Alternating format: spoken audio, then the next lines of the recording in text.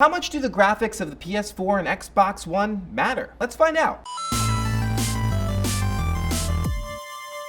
So, recently there's been a minor video game crisis on Twitter, Reddit, and the interwebs, which you might have heard about. I'm talking about Resolution Gate. Guys, come on, can we fix that?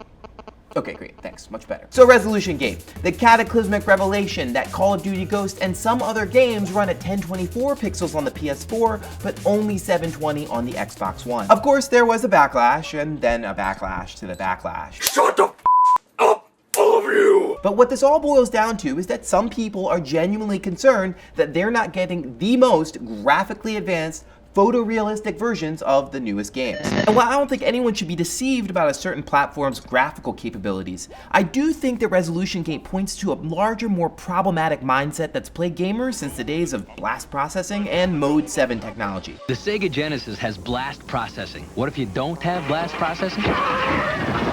The idea that better graphics equals progress. And yeah, every new generation of consoles has better hardware, which allows you to do a lot of different stuff. But by far, the biggest selling point is always better graphics. Superior graphics. Great graphics. That's 3D graphics. And yes, we have come a long way since the days of the Intellivision.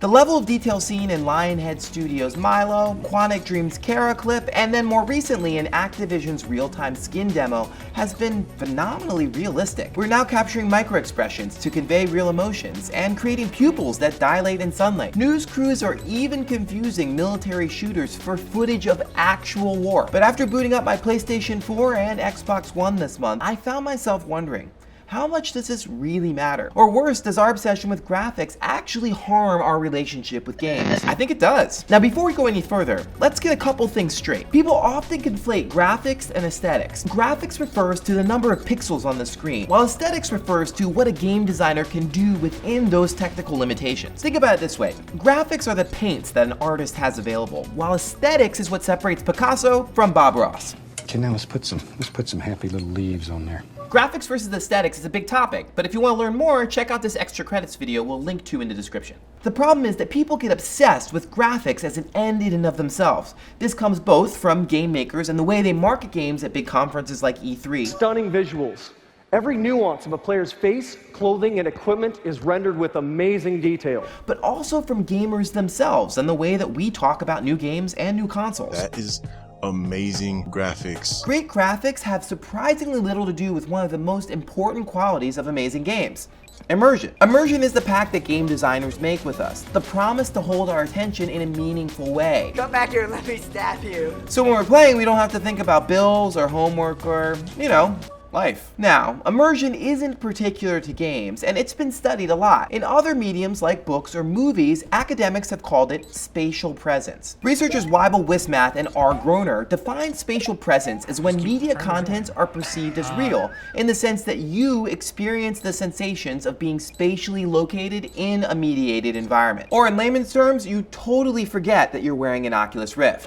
No! I don't want to play anymore! And this sensation doesn't have as much to do with photorealistic graphics as video game marketers might lead you to believe. On his blog, psychologist Jamie Madigan explains a couple key qualities of games that fully immerse us. First, immersive games have a completeness of sensory information. That means no missing pieces or invisible barriers. For example, in The Legend of Zelda Wind Waker, you can sail anywhere, and despite being populated with cartoon denizens, you truly believe that these characters live there because they so convincingly go about their little cartoon lives. Second, immersive games employ multiple channels of sensory information. Looks is a part of this, but great sound is invaluable. And many modern games like Dead Space do sound design very, very well.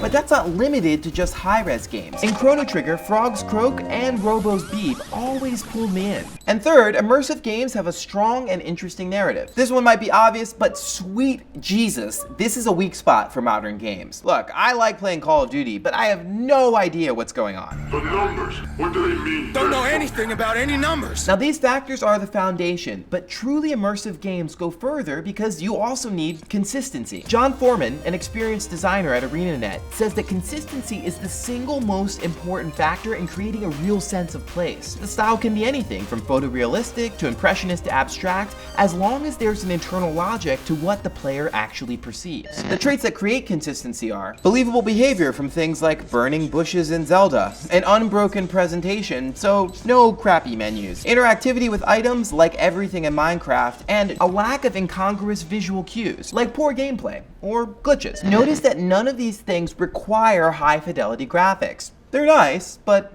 they're not essential. Why? Because in our brains, photorealism doesn't equal realism. Look at Minecraft. It looks terrible. Super Meat Boy isn't even in 3D, and Dwarf Fortress only uses ASCII characters. But all of these games are wildly immersive and suck people in for hours, days, years at a time. And there's more. When we abandon how graphically advanced or real something looks, we open up the possibility of other forms of artistic expression. Writer Kyle Chayka declared that video games are fully capable of challenging players the same way as other art forms by exploring and subverting the idea of standard space and representation. Games like Paper Mario, Where Is My Heart, Echo Chrome, and Antichamber force players to see games from a totally new perspective. So why does this matter? At the end of the day, game designers have limited resources, but pressure from players around things like resolution gate are ultimately a distraction, diverting time and attention from the things that actually make games more immersive. The Crysis series had one of the most realistic environments ever created,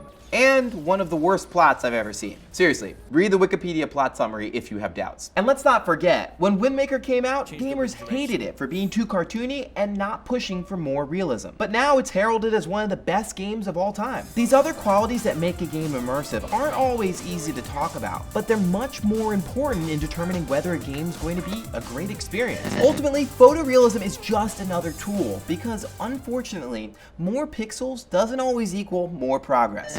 So what do you think? How important are graphics? Like really? Hash it out in the comments, and if you like what you saw, please subscribe. I'll see you next week.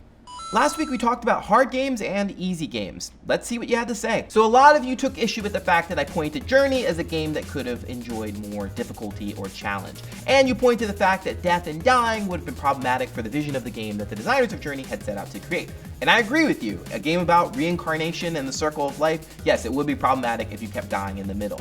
But that doesn't mean that there aren't alternative solutions, ways to create difficulty or challenge that don't involve death and dying. It's up to game designers to figure out what those things ostensibly would be, but just because that's the only way we often think about death as being related to challenge doesn't mean that there aren't other solutions out there. Vincent Soderbergh put it well. He said that good hard games are better than good easy games, but bad hard games are worse than good easy ones as well. That's a great way to put it. Yeah, difficulty definitely exists on a spectrum, and it can be a deterrent. It can be something that gets in the way if it totally sucks. But very well put, Vincent. Austin Bounty 4 asks a question. He wanted to know if we were saying that there needs to be a high level of entry to understand great artwork. And he looked at games from the dexterity perspective. So if a game is hard to play with buttons or whatnot, then that should be considered, sort of high art in games.